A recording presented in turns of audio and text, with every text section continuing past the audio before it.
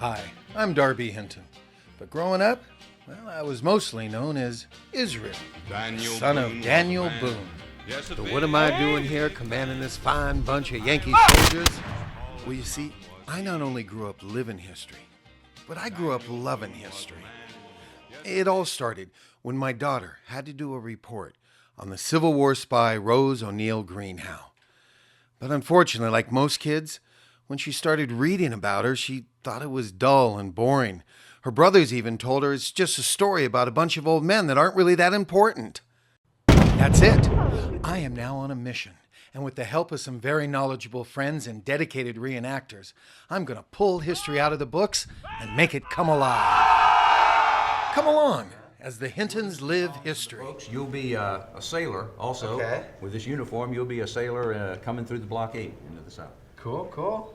India can ask better questions. How did it end up sinking? Because of the rough waves, it capsized. And even when I'm trying to find some serious information on one of America's bloodiest and most decisive battles, here's Sean. This is a British Enfield musket. It's a .577 caliber musket, and it.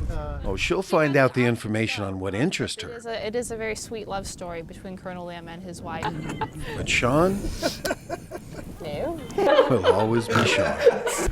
How many times did we kick the British out? I'm just curious. Oh, enough! Cut! Even Ryder will get a better perspective. We're all just all over here, and then like the ironclads would be like there or something.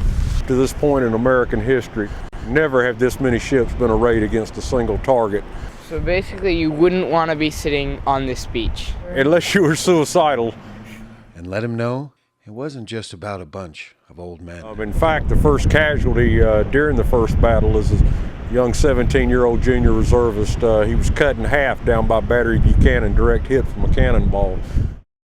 And we ended our experience at the Oakdale Cemetery.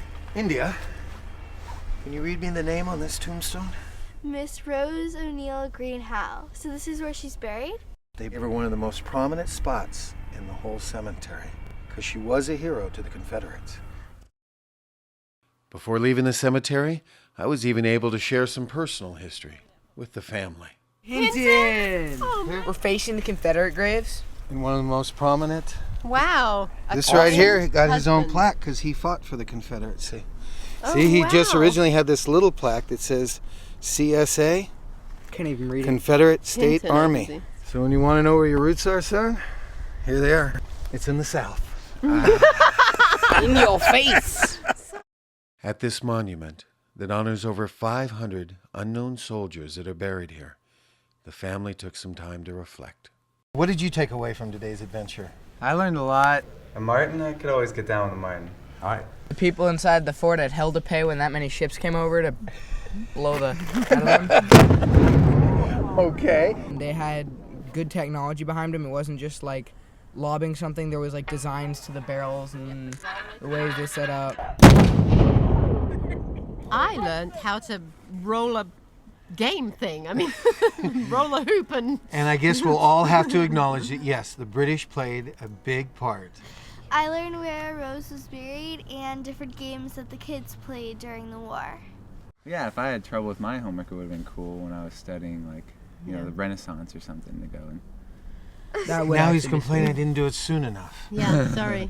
All right, well, I hope you all had a great adventure. Let's say goodbye. See you next time. Bye.